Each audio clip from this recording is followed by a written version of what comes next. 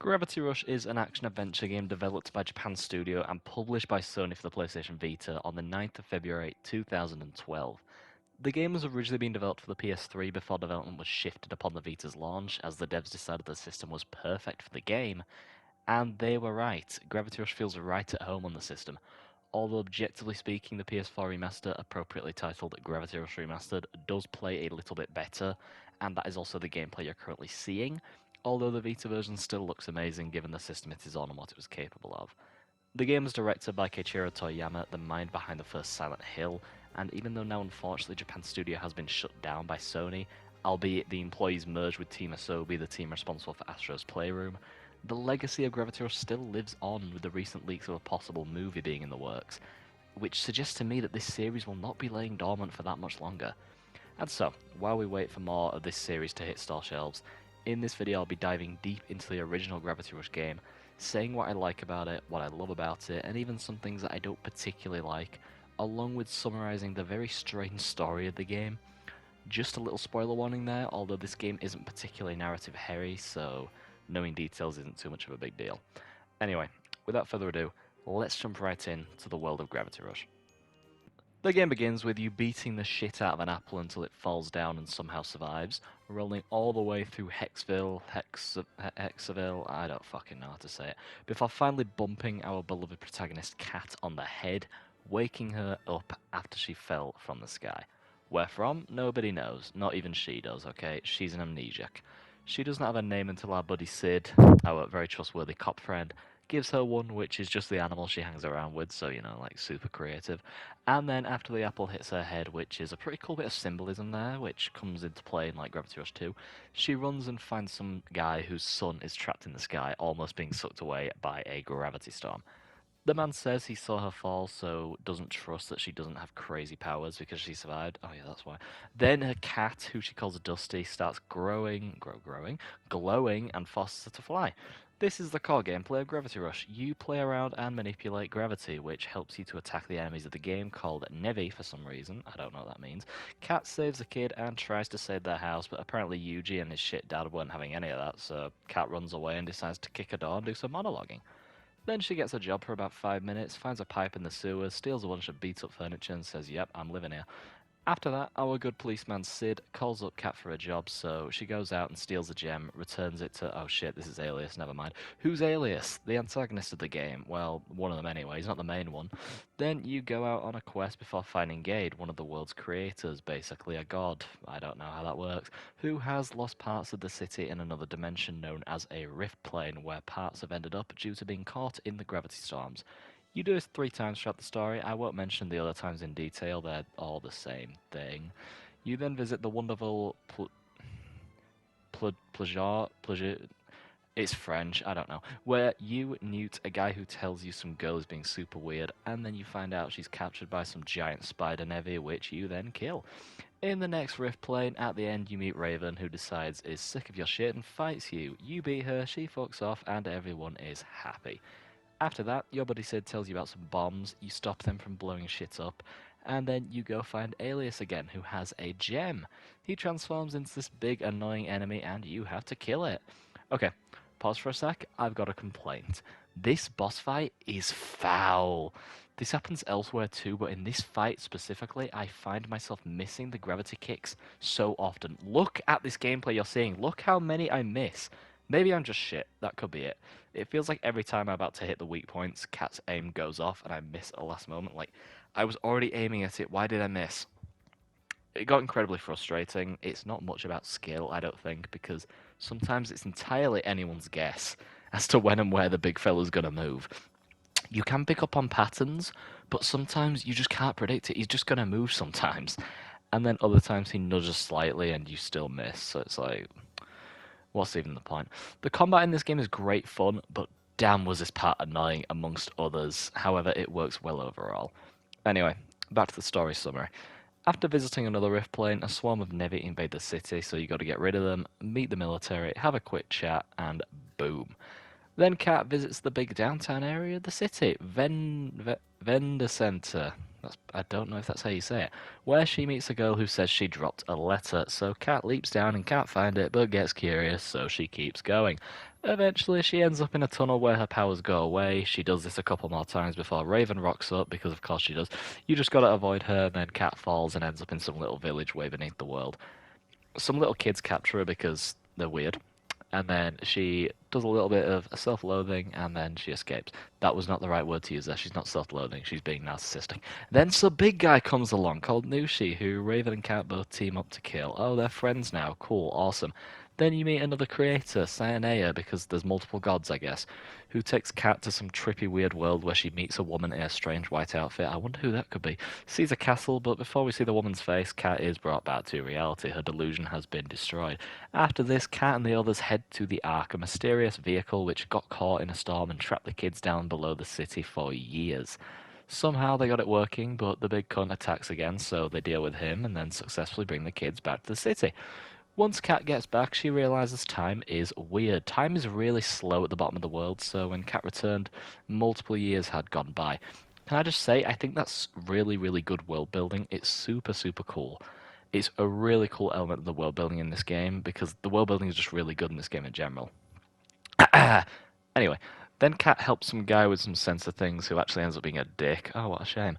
Working for the government who are just trying to use the Nevi power for good, but of course you can't fight nature and this goes wrong, risking the lives of many. I think that's a cool little narrative thing there because it is a strong trope trying to control nature, and it's like, well, you know, of course it didn't work. You can't control nature, you fool. It's man versus nature. It's a minor theme, but it works, and I think it's quite cool.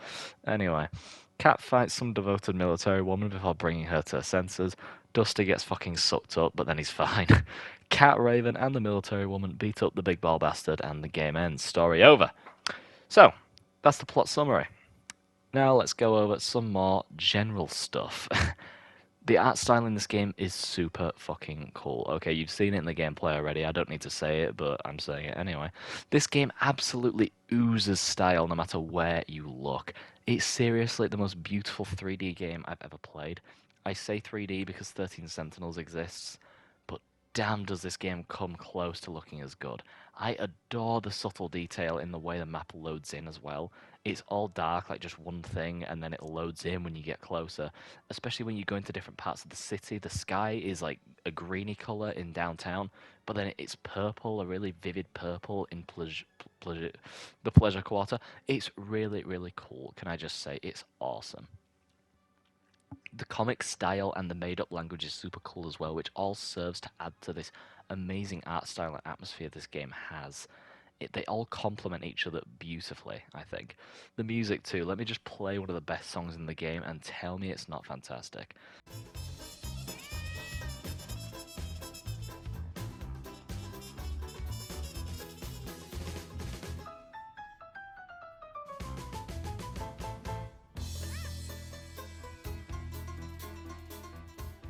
Truly everything about this game is so charming and stylistic.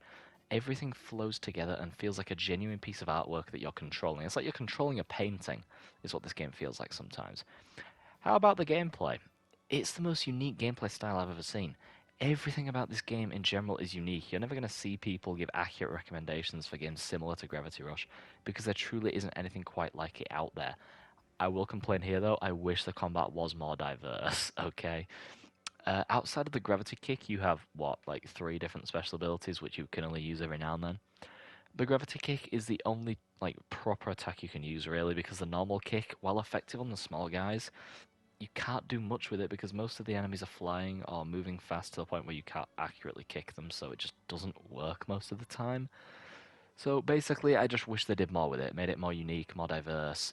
They obviously have all the different upgrades you can choose, which is nice, but I feel like it would have been nice if they had more like that, more different diverse ways of playing or using the combat mechanics or using just the flying mechanics in general.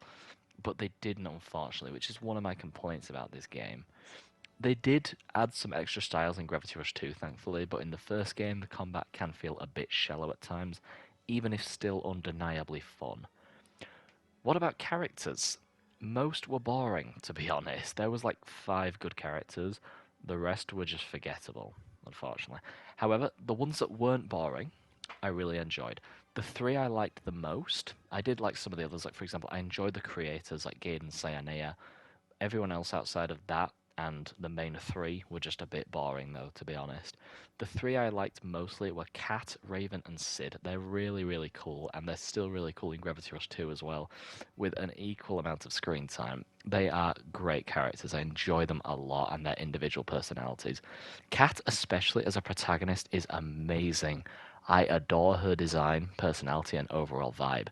She's probably my favourite protagonist in any game ever, and I especially enjoyed her rivalry with Raven at first. I think it was quite well written, and I enjoyed how it turned into a friendship at the end. That was super cool.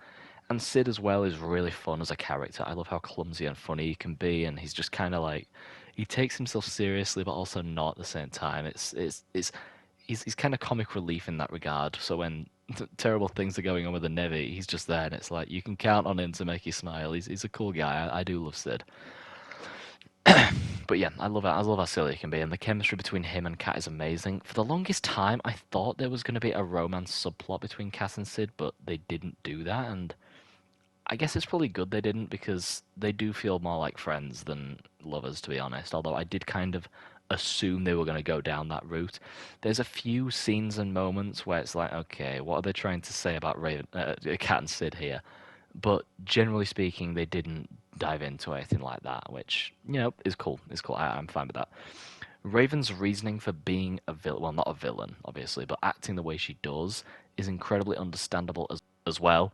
Her emotional trauma was used and manipulated by the mayor, which makes her actions towards Kat very understandable, as Raven was under the impression that Kat was up to no good. She's a well written character. But like I say, most other characters were quite forgettable. Gaiden Cyanea, I don't know if I'm saying Cyanea correctly to be honest. A lot of the names in this game are very cool but bizarre in the sense of I like them but I don't know how to say them properly. They were cool, but they felt more like plot devices than actual characters because there's not much characterization to either of them.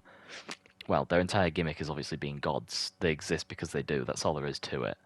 Which is fine, but I would have liked more diving into them, I suppose. And that just about covers Gravity Rush for the most part. I think the last thing I have to say is I do generally enjoy the cast simply due to how much I liked the main trio, even if most other characters were a bit boring. But yeah, I enjoy this game a ton. I enjoyed the characters for the most part, even if there were a few that were just kind of boring. But because of how much I enjoy the main ones, it kind of balances out of being like, okay, I like the characters. The story in this game, overall thoughts, it's a good story. I think it ends very abruptly. The game kind of just ends. Like it feels very quick, and it's like the game could have done with a solid like 2 or 3 extra episodes just to give more context to things going on. Because it's like you get out of the lost city and then you do one thing, and then it's just boss fight, and it's the end of the game now. So it's like wow, okay, that just happened. Um, but I think overall the story in this game is quite solid. It makes sense given the context of the game. It is a very bizarre story, one of the strangest ones I've ever seen, but it works for the game and is generally well written, and the pacing is as well generally quite decent. I think it slows down a bit when you're in the Lost City, which is kind of frustrating. I think that's the most annoying part of the game is the Lost City. I'm not a big fan, to be honest. I think that's kind of super frustrating. And whenever I get to episode 12, knowing I'm going to have to be down there until like episode 17, I'm like, oh, please just get this over with quick because I'll be honest, I don't find it that enjoyable. It's the one part of this game that I'm just like, please just get this over with because I don't like it. I think the best thing to come out of that whole thing was Raven and Cat becoming allies. That's the only thing about that I actually thought was like quite kind of cool because I don't know. I didn't enjoy it that much. But like I say, I enjoy this game as an overall piece of fiction. I give it an 8 out of 10. It's in my top 10 favourite games of all time because it just oozes style. The gameplay is fun, the music is amazing.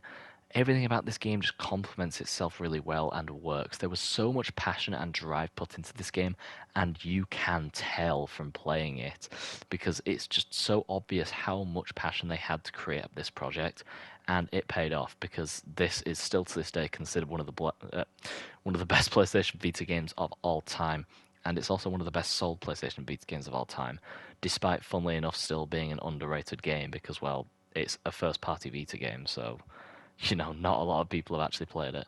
Anyway, I hope you guys enjoyed this video. I have been Sam, and consider leaving a like if you want to see more, as I do plan to dig into Gravity Rush 2 in the future as well, and possibly even whatever future Gravity Rush media we end up getting if we do. Anyway, Thanks so much for watching, and I will see you in the next one. See ya. I just need to know. I just need to know. Oh, oh, oh.